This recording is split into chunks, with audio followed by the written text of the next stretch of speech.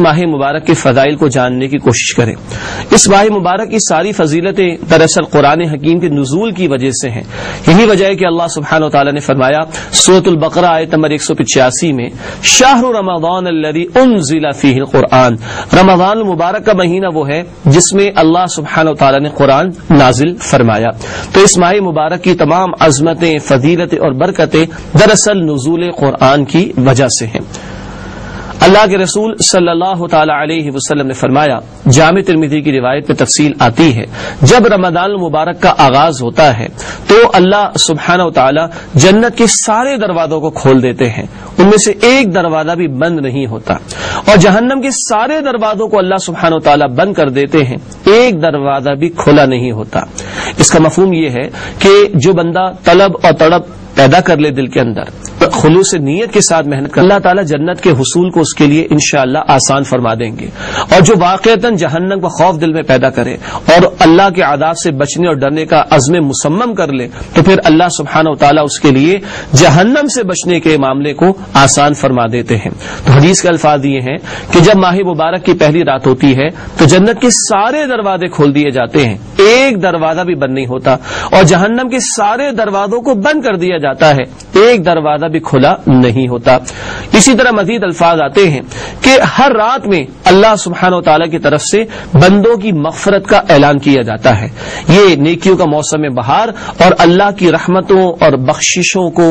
حاصل کرنے کا ایک بہت بڑا موقع اور پڑاؤ ہے۔ اللہ سبحانہ و تعالیٰ نے جو ہمیں عطا فرمایا کہ ہر رات میں اللہ سبحانہ و تعالیٰ کی طرف سے بندوں کی بخشش کا اعلان کیا جاتا ہے۔ اسی طرح مزید جامع ترمذی کی اس روایت میں بات آتی ہے کہ اللہ کی طرف سے پکارنے والا پکارتا ہے، اے نیکی کے شوقین آگے بڑھ اور نیکی کر لے، اور اے گناہ کے بدی کے شوقین رک جا اور باز آ جا۔ یہ عام پکار ہے اللہ تعالیٰ کی طرف سے پکارنے والے کی جانب سے، لیکن ظاہر بات ہے ان فزیکل کانوں سے ان کو سننا ممکن نہیں، ہاں دل کے کانوں سے اور روح کے کانوں سے اس پکار کو سننا ممکن ہے۔ اے نیکی کے شوقین آگے بڑھ اور نیکی کر لے، اور اے بدی کے شوقین رک جا اور باز آ جا۔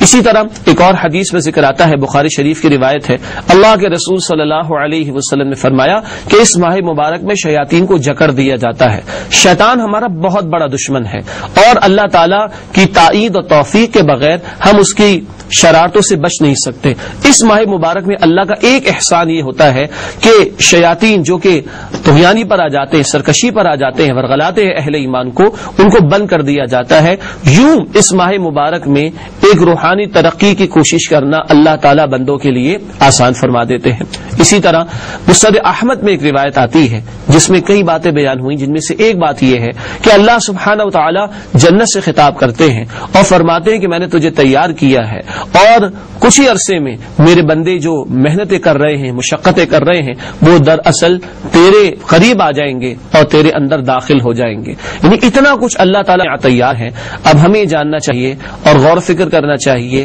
اور کوشش کرنا چاہیے کہ ہم ان رحمتوں سے فائدہ اٹھانے کی کوشش کرتے ہیں کہ نہیں۔ اسی طرح مسند احمد میں، بہقی شریف میں اور احادیث کی دیگر کتابوں میں اللہ کے رسول صلی اللہ علیہ وسلم کا ایک طویل خطبہ ہمیں ملتا ہے ماہ رمضان المبارک کے فضائل پر۔ ان میں سے چند باتیں یہ ہیں، اس میں اللہ کے رسول صلی اللہ علیہ وسلم نے فرمایا اس ماہ مبارک کے روزے اللہ سبحانہ و تعالیٰ نے تم پر فرض قرار دے دیے، اور اس کی راتوں کے قیام کو اجر و ثواب کا ذریعہ بنایا، یعنی نماز تراویح۔ اسی طرح آپ صلی اللہ علیہ وسلم نے فرمایا کہ اس ماہ مبارک میں ایک نفل کا ثواب ایک فرض کے برابر عطا ہوتا ہے، اور ایک فرض کا ثواب 70 فرضوں کے برابر عطا ہوتا ہے۔ یعنی یہ نیکیوں کا موسم بہار ہے، اور اس میں بندہ مومن کے اعمال کا ثواب ملٹیپل ہو جاتا ہے، اس میں اضافہ ہو جاتا ہے۔ یہ وہ پڑاؤ ہے کہ جب ہم تازہ دم ہو جائیں، اپنی روح کو مضبوط کر لیں، اپنی نیکی کی صلاحیت کو بڑھا لیں، گناہوں سے بچنے کی کوشش کر لیں، اللہ کی رضا کے حصول کی محنت کر لیں، تو یہ ایک ایسا پڑاؤ ہے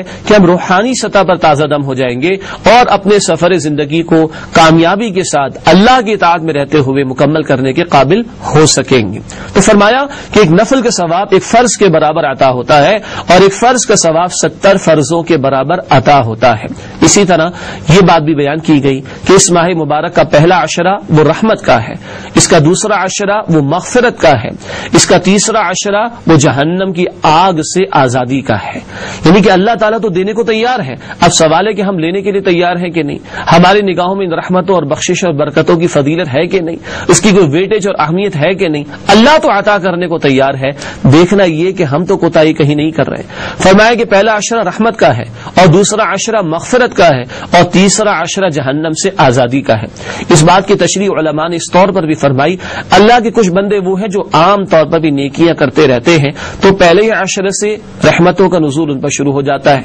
کچھ ہے کہ جن کا ملا جلا رجحان ہے، نیکیاں بھی ہیں برائیاں بھی ہیں، ان کی بھی مغفرت کا فیصلہ ہوتا ہے۔ تیسرے وہ لوگ ہیں جو پورا سال گناہگار اور رمضان میں بھی کوتاہیاں کرتے رہتے ہیں، لیکن آخری عشرے میں وہ بھی کوشش کر لے، محنت کر لے، تو اللہ تعالیٰ ان کو بھی معاف فرمانے کو تیار ہے۔ لیکن بات یہ ہے کہ ویئر دیر از اے ول دیر از اے وے، ہمارے اندر طلب ہوگی، ہمارے اندر تڑپ ہوگی، خواہش ہوگی، خلوص ہوگا، تو اللہ تعالیٰ کی رحمتیں، مغفرتیں اور جہنم سے یہ آزادی کے فیصلے اعلان تو اللہ کے رسول صلی اللہ علیہ وسلم نے فرما دیا ہے۔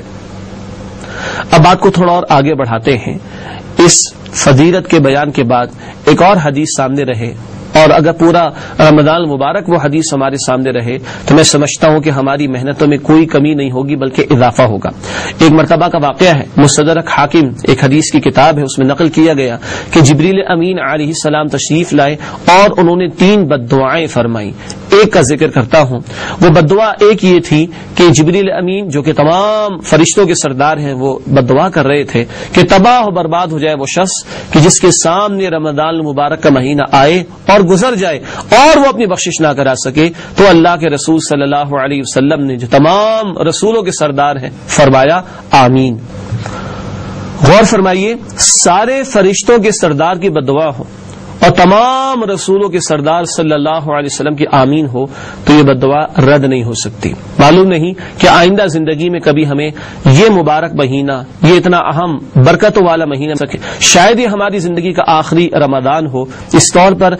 میں گزارش کروں گا کہ اس حدیث مبارکہ کو ہم اپنے سامنے رکھیں، کہیں اپنے ڈیسک ٹاپ پر لکھ کے لگا لیں، کہیں اپنے ٹیبل کے اوپر لکھ کر لگا لیں، کسی نوٹس بورڈ پر لگا لیں، روزانہ اس حدیث پر ہماری نگاہ پڑتی رہے کہ تباہ و برباد ہو جائے وہ شخص جس کے سامنے رمضان کا مہینہ آئے اور چلا جائے اور وہ اپنی بخشش نہ کرا سکے۔ اللہ تعالیٰ اس برے انجام سے ہماری حفاظت فرمائے، اور جو برکتیں ہمارے سامنے آئیں کہ ایک نفل کا ثواب فرض کے برابر دیا جا رہا ہے، فرض کا ثواب 70 فردوں کے برابر دیا جا رہا ہے، رحمتیں بھی ہیں پہلے عشرے میں، مغفرتیں بھی ہیں دوسرے عشرے میں، جہنم سے آزادی کے فیصلے ہیں آخری عشرے میں، پھر اسی ماہ مبارک میں جنتوں کا دروازہ کھول دیا جاتا ہے، جہنم کے دروازوں کو بند کر دیا جاتا ہے۔ اللہ پکارتا ہے کوئی مجھ سے مانگنے والا کہ میں اس کو عطا کر دوں۔ افطار کے وقت کی دعا قبول ہوتی ہے، رد نہیں ہوتی، حدیث میں آتا ہے مسند احمد کی، اس وقت کی دعا قبول ہوتی ہے، اور ہر رات میں اللہ تعالیٰ کی طرف سے بندوں کی مغفرت کے فیصلے کیے جاتے ہیں۔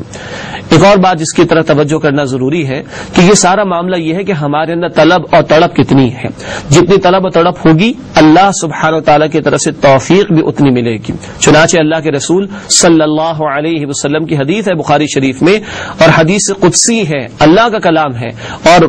روایت کر رہے ہیں رسول اکرم صلی اللہ علیہ وسلم۔ اللہ تعالیٰ فرماتے ہیں میرا بندہ مجھے دل میں یاد کرتا ہے، میں بھی اسے دل میں یاد کرتا ہوں۔ میرا بندہ مجھے کسی محفل میں یاد کرتا ہے، میں اس سے بہتر محفل فرشتوں میں یاد کرتا ہوں۔ میرا بندہ ایک بالش میری طرف آتا ہے، میں ایک ہاتھ بھر اس کی طرف جاتا ہوں۔ میرا بندہ ایک ہاتھ بھر میری طرف آتا ہے، میں 2 ہاتھ بھر اس کی طرف جاتا ہوں۔ میرا بندہ چل کر میری طرف آتا ہے، میں دوڑ کر اس کی طرف جاتا ہوں۔ اب ساری بات ہمارے اوپر ہے، ہم محنت کرنا چاہتے ہیں کہ نہیں چاہتے۔ اللہ کی عطائیں تو موجود ہیں، اللہ کے انعامات تو موجود ہیں، اللہ دینے کو تیار ہے، ہم قدم بڑھانے کو تیار ہیں کہ نہیں؟ اگر بڑھائیں گے تو اللہ تعالیٰ اور ہمیں توفیق عطا فرمائیں گے، جیسے کہ ذکر آیا سورہ العنکبوت کی آخری آیت میں 69 میں، والذین جاہدوا فینا لنہدینہم سبلنا، جو لوگ ہماری راہ میں کوششیں کرتے، محنت کرتے ہیں، ہم اپنے راستوں کو ان کے لیے کھول دیتے ہیں۔ گویا طرح طرح سے اللہ تعالیٰ پھر ہماری انشاءاللہ تعالی مدد فرمائیں گے۔